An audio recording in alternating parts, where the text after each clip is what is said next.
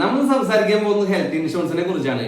എന്താണ് health insurance എന്ന് ഞാൻ സിമ്പിൾ ആയിട്ട് പറഞ്ഞുതരാം. നമ്മുടെ വാഹനങ്ങൾ അപകടത്തിൽപ്പെടുമ്പോൾ നമ്മൾ ഇൻഷുറൻസിനെ ആശ്രയിക്കാറില്ലേ? നമ്മൾ നേരിട്ട് പോയിട്ട് ക്ലെയിം ചെയ്യും, ആ തുക നമുക്ക് ഇൻഷുറൻസ് കമ്പനി തരും.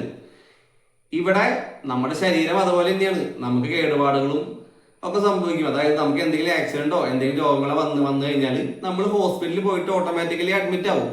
അപ്പോൾ അവിടെ വരുന്ന ബില്ലുകൾ ഈ പറഞ്ഞ 5000 10,000 ഒന്നും ആയിരിക്കില്ല, ചിലപ്പോൾ ലക്ഷങ്ങളാക്കി ആയിരിക്കും.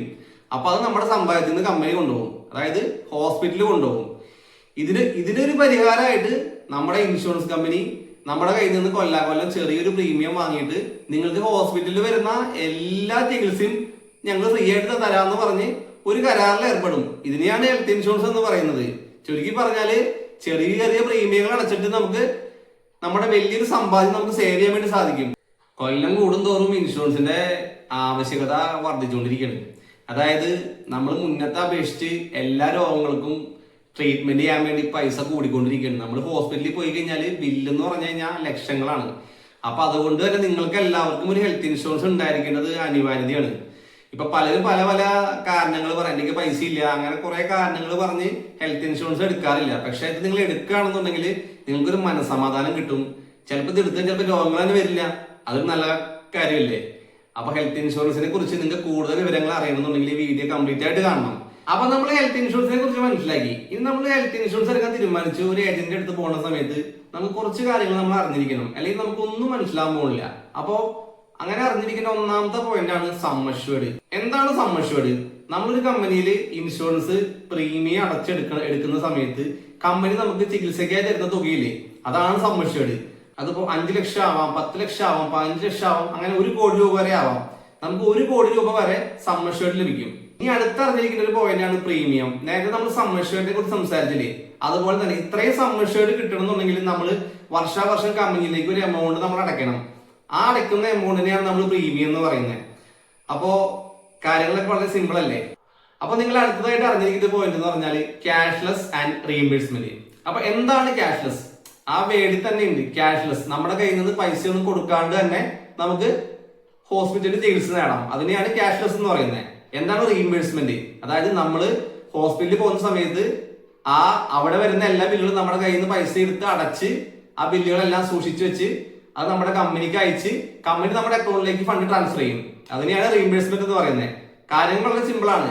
പക്ഷെ നമ്മൾ പലരും പ്രിഫർ ചെയ്യേണ്ടത് ക്യാഷ്ലെസ് ഇൻഷുറൻസ് ആണ്. അതായത് നമ്മുടെ വീടിന് ചുറ്റുമുള്ള അടുത്തുള്ള ഹോസ്പിറ്റലുകളിൽ നെറ്റ്വർക്ക് ഉള്ള കമ്പനിയുടെ ഇൻഷുറൻസ് മാത്രം എടുക്കുക. അപ്പൊ നമുക്ക് ക്യാഷ്ലെസ് ആയിട്ട് ട്രീറ്റ്മെന്റ് ലഭിക്കും. പിന്നെ നമ്മൾ അടുത്തതായിട്ട് നമ്മുടെ ഏജന്റിനോട് ചോദിക്കേണ്ട ഒരു ചോദ്യം ഉണ്ട്, നമ്മുടെ ഇൻഷുറൻസ് എപ്പോഴാണ് ആക്റ്റീവ് ആവുക എന്നുള്ളത്. ഒരു സിമ്പിൾ ആയിട്ടുള്ള കാര്യമാണ്. നമ്മളിപ്പോ ഇന്ന് പോളിസി എടുത്തു, നാളെ തന്നെ നമുക്ക് ക്ലെയിം കിട്ടിക്കൊള്ളുന്നില്ല. അതിന് കുറച്ച് കാര്യങ്ങളുണ്ട്. നമ്മളൊരു പോളിസി എടുത്തു കഴിഞ്ഞാൽ ഡേ 1 മുതൽ പോളിസി എടുക്കുന്ന അന്ന് മുതൽ എല്ലാ ആക്സിഡന്റ് കേസുകളും കവർ ചെയ്യും, എല്ലാ ആക്സിഡന്റും കവർ ചെയ്യും. പക്ഷെ ഒരു പോളിസി ആക്റ്റീവ് ആവുക 30 ദിവസത്തിന് ശേഷമാണ്.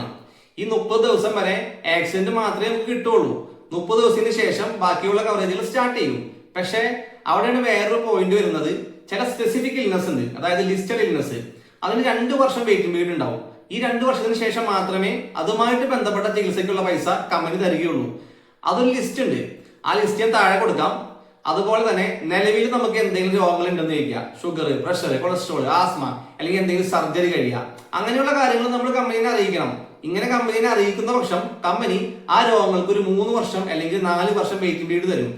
അതിനുശേഷം മാത്രമേ നമുക്ക് ഇതിനുള്ള ചികിത്സയ്ക്കുള്ള പൈസ കമ്പനി തരുള്ളൂ. ഇതാണ് ഏറ്റവും ഇമ്പോർട്ടന്റ് ആയിട്ടുള്ള കാര്യം. ഇതിനെയാണ് ഹെൽത്ത് ഇൻഷുറൻസിലെ വെയിറ്റിംഗ് പീരീഡ് എന്ന് പറയുന്നത്. ചിലര് നമുക്ക് ചികിത്സ പെട്ടെന്ന് കിട്ടാൻ വേണ്ടിയും അല്ലെങ്കിൽ വെയിറ്റിംഗ് പീരീഡ് ഒഴിവാക്കാൻ വേണ്ടിയും ഈ രോഗങ്ങളുടെ കേസൊന്നും കമ്പനിയെ അറിയിക്കില്ല. ചില ഏജന്റുമാർ അങ്ങനെയുണ്ട്, അതായത് ഇവരോട് ചോദിക്കൊന്നുമില്ല, അതൊന്നും പ്രശ്നമില്ല എന്നൊക്കെ പറഞ്ഞിട്ട് അവർക്ക് കമ്മീഷൻ കിട്ടാൻ വേണ്ടി അവർ നേരെ പിടിച്ച് ഇൻഷുറൻസ് ചേർക്കും. ലാസ്റ്റ് ക്ലെയിം വരും, അവിടെ ചെല്ലുമ്പോൾ ഇന്ന രോഗം ഉണ്ടെന്ന് കമ്പനി കണ്ടുപിടിക്കും, അവർക്ക് ക്ലെയിം കിട്ടില്ല. ചുരുക്കി പറഞ്ഞാല് നമുക്ക് എന്തൊക്കെ രോഗങ്ങൾ മുൻപ് ഉണ്ടായിട്ടുണ്ടോ, എന്തൊക്കെ സർജറികൾ മുമ്പ് കഴിഞ്ഞിട്ടുണ്ടോ, എന്തൊക്കെ മരുന്നുകൾ നമ്മൾ കഴിക്കുന്നുണ്ടോ, ഇതെല്ലാം കമ്പനിയെ കൃത്യമായി അറിയിച്ചിരിക്കണം. അല്ലാത്ത പക്ഷം നമുക്ക് വേറെ എന്ത് രോഗം വന്നാലും ക്ലെയിം കിട്ടില്ല എന്നുള്ളതാണ് വാസ്തവം. പിന്നെ നിങ്ങൾ നിങ്ങളുടെ ഏജന്റിനോട് അടുത്തതായിട്ട് ചോദിക്കേണ്ട ഒരു ചോദ്യമാണ്, നമ്മൾ എടുത്തിരിക്കുന്ന ഇൻഷുറൻസിൽ അല്ലെങ്കിൽ നമ്മൾ എടുക്കാൻ പോകുന്ന ഇൻഷുറൻസിൽ എന്തെങ്കിലും കോ പേയ്മെന്റുകൾ ഉണ്ടോ എന്നുള്ളത്. എന്താണ് കോ പേയ്മെന്റ്? കോ പേയ്മെന്റ് എന്ന് പറഞ്ഞാൽ ഇപ്പൊ നമ്മൾ 10 ലക്ഷത്തിന്റെ പോളിസി എടുത്തു, അപ്പോൾ നമുക്കൊരു ക്ലെയിം വന്നു.